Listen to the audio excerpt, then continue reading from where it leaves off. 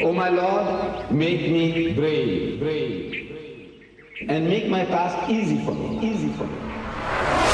Faith, step onto the cloud of Islam, and you will discover the light of Iman. Proclaim this message entrusted to you, and the cloud of Islam will carry you.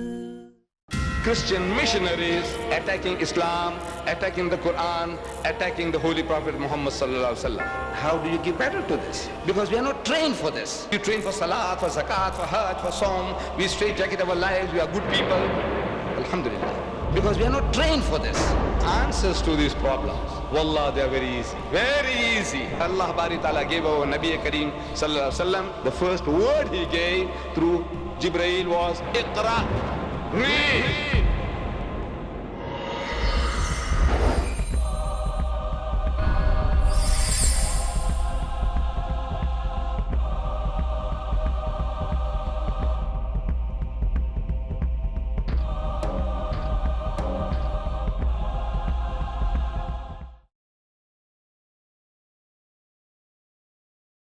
أعوذ بالله من الشيطان الرجيم بسم الله الرحمن الرحيم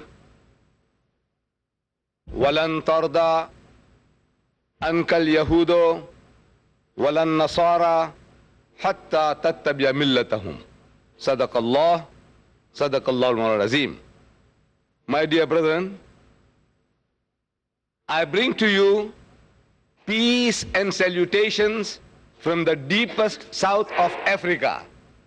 If you look at the map of the continent of Africa, at the southmost point, at the bottommost point, you will find a country called South Africa. In that country, there live about 500,000 Muslims. And I bring to you peace and salutations from them, and on their behalf, I say to you, Assalamu alaikum wa rahmatullahi wa barakatuh.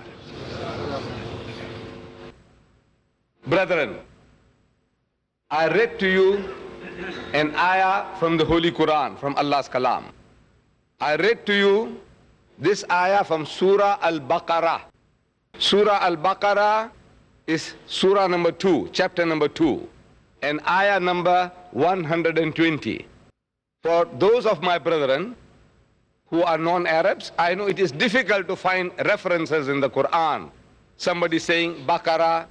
Where do you find Baqarah in an encyclopedia of the size of 2,000 pages? Where will you find Baqarah? Somebody says Yasin. Where will you find Yasin? Somebody says Surah Taha. Where will you find Taha? And so on and on. So if one has a translation like this particular one I have in my hand, at the back of this translation is an index, just like a dictionary. And in that, if you look for Baqarah under B, it will tell you number 2. If you look for Yasin, you'll find under Y, Yasin. This is chapter 36, and on and on. Whatever you want to know, everything will be on your fingertips, easy to find. And this volume is available outside when the meeting is over. It's available outside. It is in English, Arabic script, English translation, and tafsir commentary. About the ayah I read to you, in that ayah, Allah Bari Ta'ala, He gives us an eternal reminder, an ever-living reminder that, O Muslims, don't be misled, don't forget that the Jews and Christians, they will never be satisfied with you. وَلَن تَرْضَى أَنْكَ الْيَهُودُ وَلَن نَصَارَى حَتَّى تَتَّبِعَ مِلَّتَهُمْ. They will never, most certainly not be satisfied with you unless you become a Jew or unless you become a Christian. Now mind how much we say to the Christians. For example, that we believe in Jesus, Hazrat Isa alayhi salam. We believe that he was one of the mightiest messengers of God. We believe that he was Masihullah, Allah's Messiah. We believe that he was born miraculously without any male intervention. That we believe that he gave life to the dead by God's permission, and he healed those born blind and the lepers by God's permission. And yet, it will not satisfy the Christians unless you are converted to believe that Jesus Christ is your God and your Lord, and he died for your sin. Now, how do we respond to this situation? I'm now going to give you my experience, how it comes about that I'm speaking to you all on this type of subject, because it is very unusual. People always talk, alhamdulillah, about salat, about zakat, about hajj, about saum, all these beautiful things, necessary things we hear. But people do not generally talk about the Jews and the Christians, how to respond to them.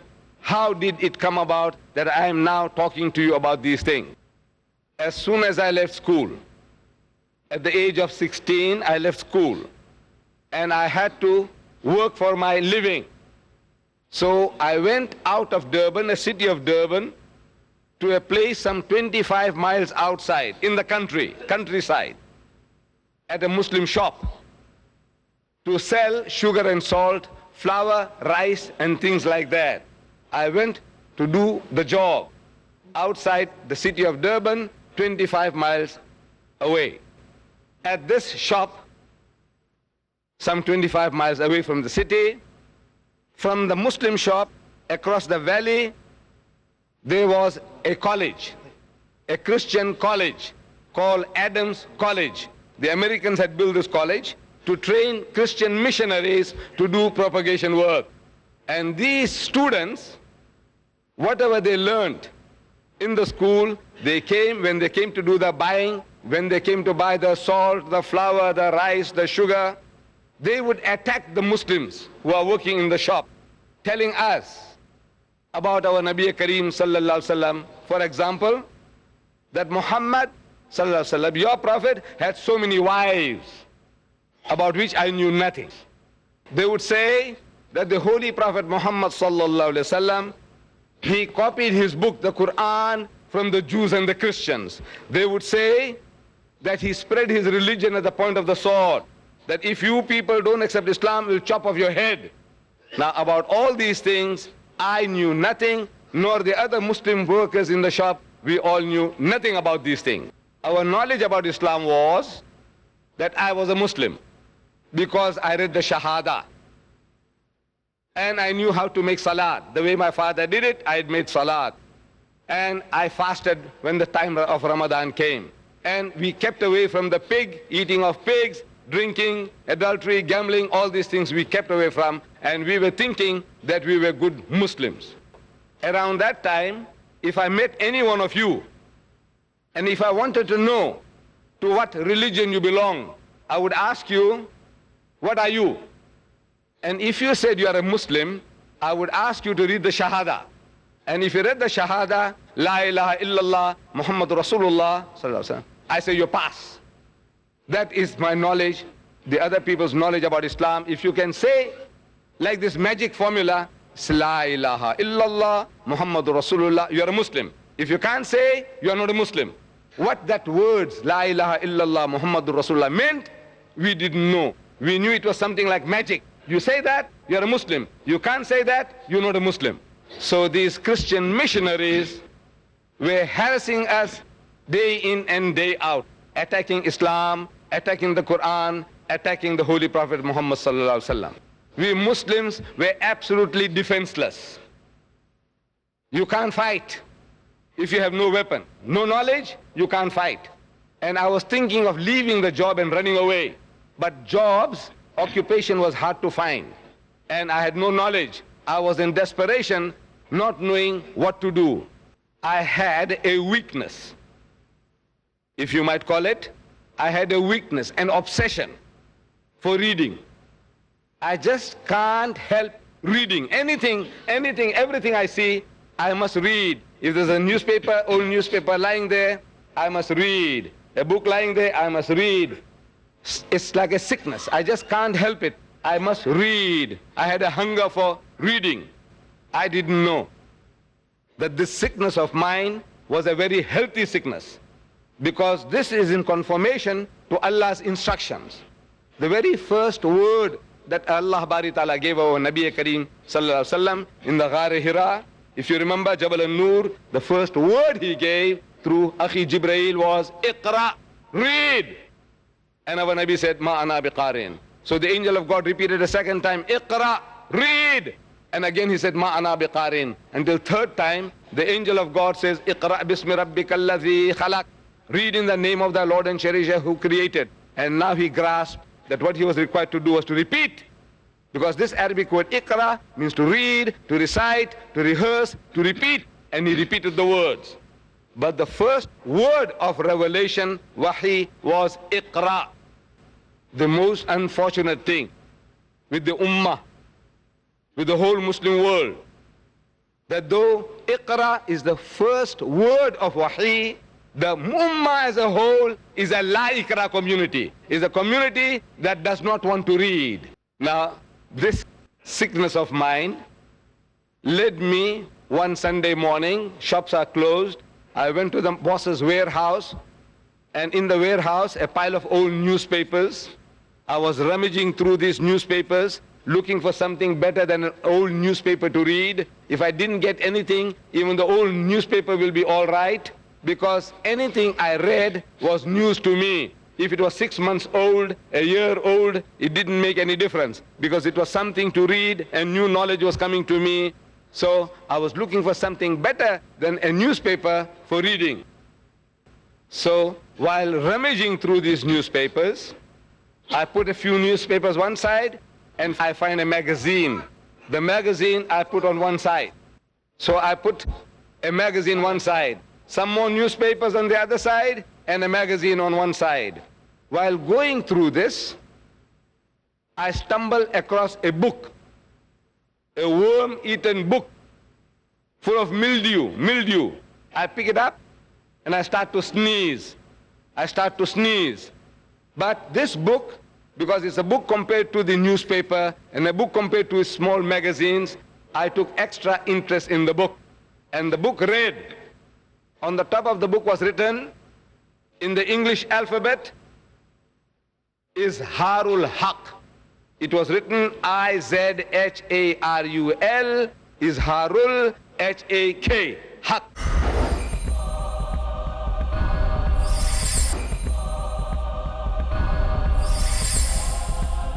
So while rummaging through these newspapers, I put a few newspapers one side and I find a magazine. The magazine I put on one side. So I put a magazine one side, some more newspapers on the other side, and a magazine on one side. While going through this, I stumbled across a book, a worm-eaten book full of mildew. I pick it up and I start to sneeze. But this book, because it's a book compared to the newspaper and a book compared to small magazines, I took extra interest in the book. And the book read, on the top of the book was written, in the English alphabet, is Harul Haq. It was written I-Z-H-A-R-U-L, is Harul, H-A-K, Haq. Now, this title intrigued me because it sounded Arabic. It sounded like Muslim word, Izharul Haq. But I didn't know that is written in English script, Izharul Haq. What is Izharul Haq? What is Izharul Haq? I'm thinking in my mind. At the bottom in smaller writing was written in English, the truth revealed. So I connected that this word Izharul Haq would mean the truth revealed. So I opened the book, and there on the ground in the dust I sat there and started reading it. I found that this book was about the British conquest of India. The British, when they conquered India, it spoke about those days. That when the British conquered India, they realized that at any time anybody will give them trouble, it will be the Muslims. Because power, rule, dominion was taken out of their hands. And once you have tasted power, you aspire for it once more. So they were afraid of the Muslims. The Hindus of the time, they had no fear, because they were very, very docile, like the cows that they were worshipping. So there was no fear from that side. The only fear was the Muslim. And they felt that if they can convert the Muslims, teach them to turn the other cheek, like Jesus said, if somebody strikes you on the right cheek, give him the other. So if they can teach the Muslims to do that, they can rule India for 1,000 years. So to consolidate the conquest of India, that they can rule the people better, they started pouring in the missionaries into India like frogs in the rainy season. They started challenging the Muslims to public debates. At first, the Muslims were reluctant. Number one, they didn't know the language of the Englishman. Number two, that these people had just conquered us. If we started debating with them and speak very strongly, they might send the man to the Andaman Islands, what they call black waters. Away, away, away. Push them out of the country. What the Jews are doing to our children, they would want to do the same thing to us. So safety lied in keeping quiet. Don't confront the Englishman, the Christian. Silence was golden. That was the policy of the Muslims. So the Christians, the British, the Englishman, he started learning our language, Urdu. This is the genius of the European. Wherever he goes, he learns the language of the native. He knows that there is no better way to get at the heart of a people than through their own mother tongue. If they want to work among the Arabs, they learn Arabic. If they work among the Bangladeshis, they learn Bengali. They want to work among the Malays, they learn Malaysian. If they want to work among the Tamils, they learn Tamil. This is the genius of the Christian nation. And it's a very good quality, because there is no better way to get into the heart of a people than through their own mother tongue. So these English people, they started learning our language and started challenging the Muslims to debates in the Urdu language. They said, "Nah, we are prepared to debate with you in your language. What do you say now?" Now they started challenging the Muslims to debate with them in their own mother tongue, in Urdu. So the younger generation, they persuaded the Maulana, our learned man, our Shaykh, says, "Maulana Sahib, these people, they want to now debate with us in our own language. How can we say no?" So Maulana Abdul Aziz of Delhi, known as Maulana Abdul Aziz Dehlawi, he was forced to accept the challenge. And there was a certain reverend founder from England, reverend founder. This man challenged the Maulana, the Alim, the Allama, and a debate took place as arranged in Delhi. According to the appointed time and date, the debate starts. And the Reverend is suggesting to the Maulana that Maulana Sahib, respected Alim, Maulana, get started.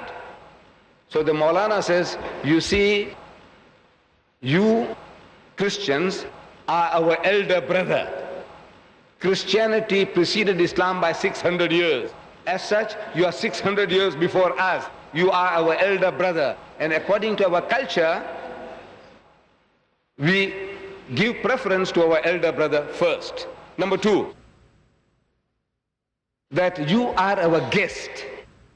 No doubt an unwelcome guest, but the guest at that. And according to our culture, our guest has the first preference.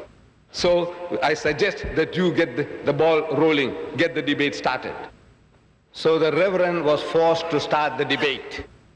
And he started with a question. He's asking in Urdu. I'm reading all this in the book. He's asking, he says, "Maulana Sahib, respected Alim, Maulana, where is your Prophet Muhammad now?" The Maulana, he thought for a moment, and he said that he is in Jannatul Firdaus, heavenly bliss with Allah Bari Ta'ala. Out of this answer came the second question. He said, "All right, now tell me, where was your Prophet Muhammad when his grandson Hussein was martyred, butchered at Karbala?" Out of that answer came the third question. He said, all right, if your Prophet Muhammad was with his Allah when his grandson Hussein was butchered, martyred at Karbala, did he not ask his Allah for help? And there was a long pause, long wait. And the priest couldn't hold his peace. He started stamping his feet. Come on. Did he not ask his Allah for help? And slowly the Maulana said, yes, he did. And there was a very, very long pause. And the priest again started stamping his feet. Said, come on. What did he say? What did Allah say? So the people felt that it was all over. The Maulana was defeated. The suspense was so great that people say that even a pin, if it dropped in that 100,000 people, you could have heard. In other words, the silence. The Muslims felt that this Maulana got us all slaughtered. So the Maulana starts, he says, Allah cried, Allah cried. And the priest exclaimed, what? God cried? He said, yes, Allah cried. He said, I couldn't save my own son Jesus. How can I save your grandson? And the debate was over. You see, this argument had nothing to do with facts, with truth. It was a matching of the wits. Who is cleverer in an argument, in a debate? And the one who gets in first, there is a saying, twice armed is he whose cause is just, but thrice armed is he who gets in first. So in this case, the Maulana gave the first knockout and knocked out the Reverend for good. I'm reading all this in the book, in the warehouse on the ground. I was absorbed by this book. And I'm reading further about an Arab sheikh. Please don't get insulted. You see, people are very sensitive. When I talk about an Arab sheikh, everybody says now he's going to start attacking me. No, I'm just sharing with you what I read about an Arab sheikh, Rais. Now this Rais, a Christian missionary, got stuck into him. Day in and day out, he's coming to the sheikh, Rais, and telling him that you Muslims, you're wasting your time. You pray 5 times a day, and you go for Hajj, and you make salat, and you do this, and you abstain from pig, and you don't drink, you straitjacketing your life. But all this is useless. You're wasting your time. You have to believe, you only believe that Christ died for your sins, and heaven is for you. And Christ is God Almighty who came down to earth to die for the sins of mankind.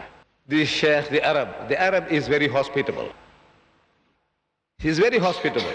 Anybody comes along, he says, ahlan wa sahlan. Just think that you are a member of the family and be at ease. But this man is making a mess of the sheikh, of this Rais, and he's pestering his life out. But there was no way out for him. The Christian is persisting, persevering. We must admire this quality in them.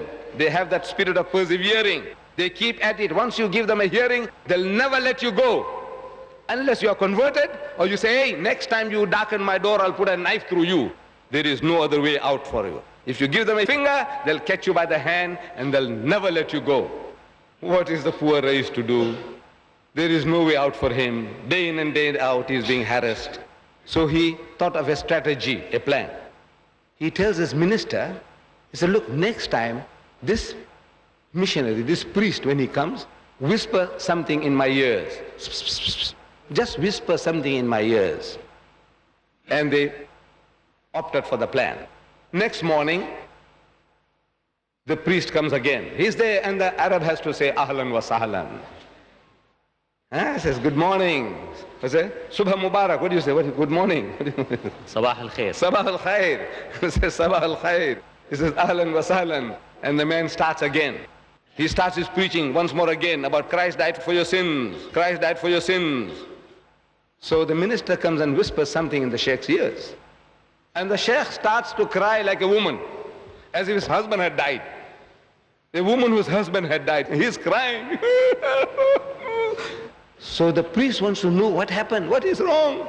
What has happened? He said, don't talk.